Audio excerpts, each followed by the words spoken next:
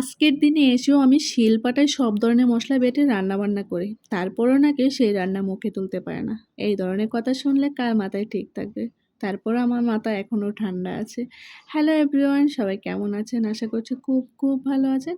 আমিও খুব ভালো আছি। এখন সকালবেলা ঘুম থেকে উঠলাম কিছুক্ষণ আগে। স্নান করে নিয়ে পুজো দিয়ে নিই। তার জন্য কপালে সিঁদুরও নেই। তো সকাল, সকাল বাজারে নিয়ে আসলো। ২ টা কার্পো মাছ নিয়ে আসলো আর খুব তাজা মাছ। মানে লাফানো মাছ। দেখুন নড়াচড়া করতেছে আর হাঁ করতেছে। তো ছেলে আমার ঘুমোচ্ছে, না হলে কিন্তু ছেলে মাছটি নিয়ে খেলাধুলা করত। তো এখন হচ্ছে মাছগুলো যেহেতু সকাল, সকাল নিয়ে আসলো, তো ভাবলাম আগে কেটে কুটে নেই।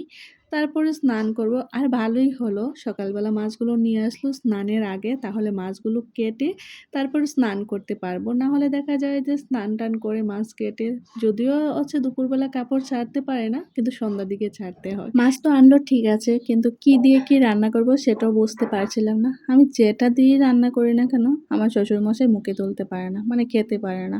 এই যে শখ করে মাছটা আনলো, এত সুন্দর করে বাটাবুটি করে রান্নাটা করে দেই না কেন, কিন্তু দেখবেন খাবার খেতে বসে বলবো মজা হয় নাই, মানে ভালো হয় নাই, খেতে পারছি না, একদম ধরবেও না। শেষে দেখা যায় যে দই দিয়ে ভাত খেয়ে নেয়। তো আসলে কি মাঝে মধ্যে খুব খারাপ লাগে। আমি কিন্তু শিলপাটায় খুব সুন্দর করে রান্নাটা করি। সবার কাছে ভালো লাগলে কিন্তু আমার শ্বশুরমশাইয়ের কাছে কেন জানি ভালো লাগে না। আসলে হয়েছে কি, মানে বয়সের কারণে হয়তোবা মুখের স্বাদটা নষ্ট হয়ে গেছে, এটাও হতে পারে। আর হচ্ছে যদি অন্য কোনো সমস্যা থেকে থাকে, কোনো রোগ-টোগ হইতে পারে। তো দেখা গেছে যে আমার মা শেষ বয়সে, মানে সে যাওয়ার আগে কিন্তু কোনো কিছুই খেতে পারতো না। মানে যাই দিত ভালো লাগতো না। একদম মানে না খেয়ে থাকতো। তো আগে কিন্তু মা খেতে পারতো, কিন্তু লাস্টে কিন্তু খেতে পারে নাই। তো এটার জন্য হয়তোবা এরকমটা হতে পারে। কিন্তু আমি যাই রান্না করি একদম আমার মাঝে মধ্যে আমার শ্বশুরমশাই বলে দেয়, "ওইটা এভাবে রান্না করবা, ওইটা এভাবে রান্না করবা।" একদম সেম ভাবে আমি রান্না করি, তারপরেও খেতে পারে না। যেমন হচ্ছে কালকে আমি ট্যাংরা মাছ রান্না করেছিলাম, কত সুন্দর করে রান্না করেছি, সবাই বেশ পছন্দ করেছে। কিন্তু আমার শ্বশুর দেখলাম শুধু ঝোল দিয়ে খেয়েছে। মানে এতটা খারাপ লাগে, মানে বাজার করে এনে, তো এত শখ করে এনে মাছগুলো খেতে পারে না।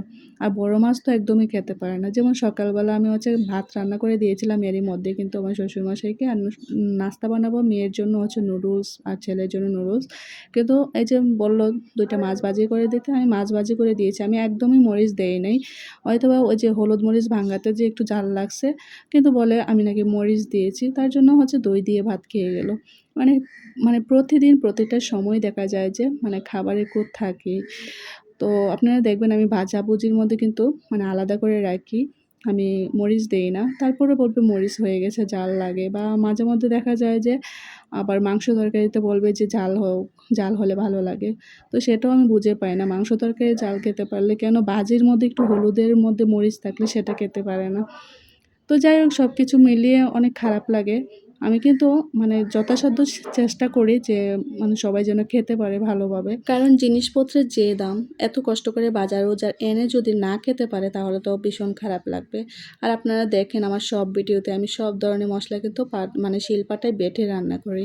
হলুদ মরিচগুলো নিজে ভাঙিয়ে এনে রেখে দিয়েছি। তো মশলা দিক দিয়ে হচ্ছে সব কিছুই ভালো। তারপরেও কেন জানি খেতে পারে না।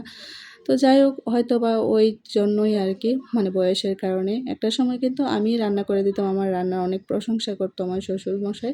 কিন্তু এখন যাই রান্না করে দেই না কেন, মানে খেতে পারে না। আর মাঝে মধ্যে রাগও দেখায়। খারাপ লাগে। তো খারাপ লেগে লাভ নেই। আমার মা নিজেও হচ্ছে খেতে পারতো না। তো যাই হোক এখন হচ্ছে আমি স্নান-টান করে মানে রান্নাবান্না শুরু করব। এর মধ্যে তো স্নান করলাম, কাপড়-চোপড় দিলাম দেখলেন, তো মশলাও বেটে নিয়েছি। ভাবলাম হচ্ছে মানে আলু দিয়ে মাছ রান্না করব। এটাও বলে দিয়ে গেছে আমাকে। বলছিল ১ম দিকে টমেটো রান্না করতে, মানে টমেটো দিয়ে মাছ রান্না করতে, কিন্তু টমেটো যেহেতু ছিল না, তো বলল যে এখন কয়েকটা পিস রান্না করে নিও আলু দিয়ে, পরে না হয় টমেটো আনলে, মানে টমেটো দিয়ে মাছ রান্না করলে আবার আমার শ্বশুর অনেকটা পছন্দ করে। দেখবেন আমি প্রায়ই টমেটো দিয়ে মাছ রান্না করি। তো এই যে ঢেঁড়স ভাজি করব, আর হচ্ছে আলু দিয়ে হচ্ছে মাছ রান্না করব। আর এই যে ডিমটা ছিল, মাছের ডিমটা, ওই ডিমটা হচ্ছে একটু বড়া করব। আর ঢেঁড়স ভাজি। আর ওই যে মাছের মাথাটা, এটা হচ্ছে ভাজি করে আমার ছেলেকে দিয়ে দিব। কারণ মাছের মাথা ফ্রিজে রাখলে আর খাওয়া হয় না। তো ভাবলাম একটা করে ভাজি করে দিলে আমার ছেলে বেশ পছন্দ করে মাছের মাথা খেতে। তো এই তো আমি মাছগুলো ভাজি করে নিচ্ছি, মানে হালকা করে। আর ২ টা মাছ হচ্ছে আমি ভাজি করব এমনিতে খাওয়ার জন্য, আমার শ্বশুরের জন্য একটা, আর আমার ছেলের জন্য একটা, মেয়ের জন্য একটা। ছেলে তো হচ্ছে মাছের মাথাটাই খাবে। তো এদিকে হচ্ছে আমি সম্বাস দিয়ে দিচ্ছি। জানেন কয়দিন হচ্ছে আমাকে বলছে সয়াবিন তেল দিয়ে রান্না করি বলে হচ্ছে ভালো হয় না, তার জন্য সরিষার তেল আনলো। এখন সরিষার তেল দিয়ে রান্না করি তাও বলে ভালো হয় না। তো কি করব বলেন তো?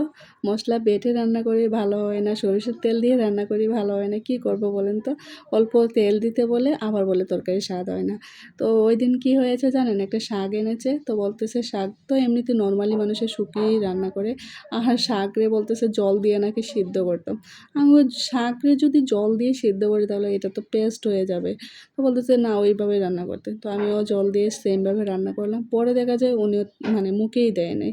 মানে এরকম একটা অবস্থার মধ্যে আমি আছি। তো যাই হোক, আম এখানে হচ্ছে মাছের ডিমের বড়াগুলো করতেছি। এগুলো হচ্ছে আমি খাবো। আমি যাই রান্না করি না কেন শেষে হচ্ছে দই দিয়ে আমার শ্বশুরমশাই খাবে, আমি তো জানি। আর মাঝে মধ্যে একটু ঝোল দিয়ে খায়। তো যাই হোক, এদিকে হচ্ছে আমার রান্না মোটামুটি কমপ্লিট। আলু দিয়ে হচ্ছে মাছের ঝোল। যদিও আমার জিরের তরকারি কেমন জানি তেমন একটা ভালো লাগে না। তো তারপর রান্না করতে হবে। তো যাই হোক, আজকের মতো বিদায় নিচ্ছি। সবাই ভালো থাকবেন, সুস্থ থাকবেন। টাটা।